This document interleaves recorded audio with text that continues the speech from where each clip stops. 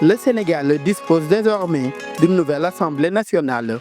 Le président du Parlement est également connu. Le nouveau président de l'Assemblée nationale sénégalaise était jusqu'ici ministre des Transports, mais il a choisi de démissionner du gouvernement pour servir le pays à l'hémicycle.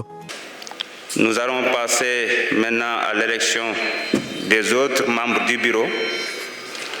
Je rappelle les dispositions de l'article 14, alinéa 2 de notre règlement intérieur. Les vice-présidents, les secrétaires et les questeurs sont élus au scrutin de liste pour chaque fonction. Chaque groupe de l'Assemblée peut présenter une liste par fonction respectant la parité homme-femme, conformément aux dispositions de la loi numéro 2010-11 du 28 mai 2010. Pour les députés de PASTEF, le parti au pouvoir, l'espoir des populations est grand. Ils comptent ainsi être à la hauteur de toutes leurs attentes. Être un député du peuple, combattre pour le peuple, travailler pour le peuple sénégalais, travailler pour une réussite de développement. Nous voulons une souveraineté. Qui dit souveraineté dit beaucoup de travail.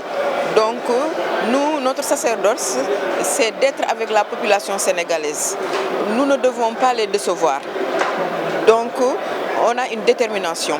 Et cette détermination-là, c'est de travailler pour changer le Sénégal, changer tout à fait le Sénégal.